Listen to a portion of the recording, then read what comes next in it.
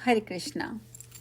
सीता जी ने आगे कहा, लक्ष्मण, मेरी सासुओं से भी ये संदेश कहना। माताओं, अनेक जंतुओं से भरे हुए इस घोर जंगल में मैं आप सब लोगों के चरणों का स्मरण करती हूँ। मैं गर्भवती हूँ, तो भी महात्मा राम ने मुझे वन में त्याग दिया है।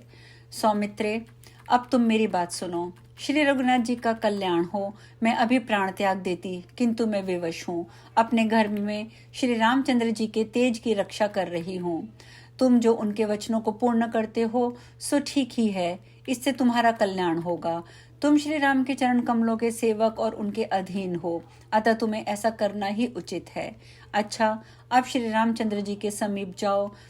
तुम्हारा मार्ग मंगलमय हो। मुझ पर कृपा करके कभी कभी मेरी याद करते रहना। इतना कहकर सीता जी लक्ष्मण जी के सामने ही अचेत होकर पृथ्वी पर गिर पड़ी। उन्हें मूर्छित देखकर लक्ष्मण जी पुनः दुख में डूब गए और वस्त्र के अग्रभाग से पंखा झलने लगे। जब वे होश में आईं, तब उन्हें प्रणाम करके वे बोले, देवी, अब मैं श्री राम के पास जाता हूँ। वहां जाकर मैं आपका सब संदेश कहूंगा। आपके समीप ही महर्षि वाल्मीकि का बहुत बड़ा आश्रम है। और यों कहकर लक्ष्मण ने उनकी परिक्रमा की और दुख मग्न हो आंसू बहाते हुए वे महाराज श्री राम के पास चल दिए। जानकी जी जाते हुए देवर की ओर विस्मृत दृष्टि से देखती रह गईं। वे सोचने लगीं, महाभाग लक्ष्मण मेरे देवर हैं, शायद परिहास करते हों। भला रघुनाथ जी अपने प्राणों से भी अधिक प्रिय मुझ पाप रहित पत्नी का त्याग कैसे कर सकते हैं। यही विचार करती हुई वे निर्निमेष नेत्रों से उनकी ओर देखती रहीं। किंतु जब वे गंगा जी के उस पार चले गए, तब उन्हें सर्वथा विश्वास हो गया कि सचमुच ही मैं त्याग दी गई हूँ। अब मेरे प्राण बचेंगे या नहीं, इस संशय में पड़कर वे पृथ्वी पर गिर पड़ी और तत्काल उन्हें मूर्छा ने आ दबाया। उस समय हंस अपने पंखों के से जल लाकर सीता जी के शरीर पर की ओर छिड़कने लगे। फूलों की सुगंध लिए मंद मंद वायु चलने लगी और हाथी भी अपनी सूंड में जल लिए सब ओर से आकर वहां खड़े हो गए, मानो धूली से भरी हुई सीता के शरीर को धोने के लिए आए हों। इस समय सती सीता होश में आईं और बारंबार राम राम की रट लगाते हुए दुख से विलाप करने लगीं। हे राम, हे दीन बंधु, हे करुणानिधे, बिना अपराध के ही मुझे क्यों इस वन में त्याग रहे हो। इस प्रकार बहुत सी बातें कहती हुई वे बार बार विलाप करती और इधर उधर देखती हुई रह रहकर मूर्छित हो जाती थी। उस समय भगवान वाल्मीकि शिष्यों के साथ वन में गए थे। वहां उन्हें करुणाजनक स्वर में विलाप और रोदन सुनाई दिया।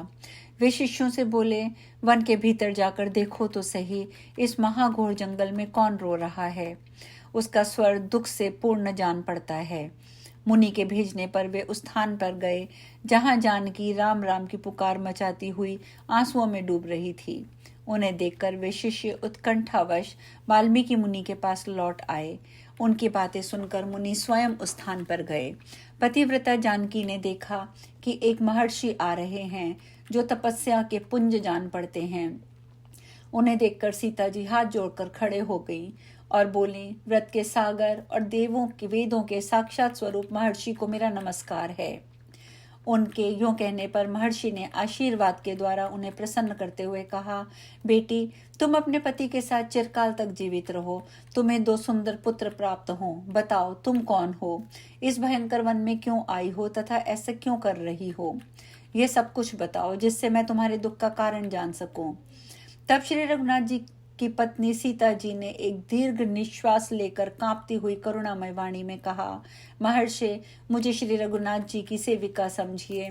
मैं बिना अपराध के ही त्याग दी गई हूँ। इसका कारण क्या है मैं ये भी नहीं जानती। श्री रामचंद्र जी की आज्ञा से लक्ष्मण मुझे यहाँ छोड़कर गए हैं। वाल्मीकि जी बोले, विदे कुमारी, मुझे अपने पिता का गुरु समझो। मेरा नाम वाल्मीकि है। अब तुम दुख ना करो, मेरे आश्रम पर आओ। पतिव्रते, तुम यहीं पर सुखपूर्वक रहो। और दूसरे स्थान पर बना हुआ है मेरा ये आश्रम, जो दूसरे स्थान पर बना हुआ है, परंतु इसे पिता का घर ही समझो। सती सीता का दुख शोक के आंसुओं में भीगा था। मुनि की सांत्वना पूर्ण वचन सुनकर उन्हें कुछ सुख मिला। उनके नेत्रों में इस समय भी दुख के आंसू छलक रहे थे। वाल्मीकि जी ने उन्हें आश्वासन देकर तापसी स्त्रियों से भरे हुए अपने पवित्र आश्रम पर ले गए।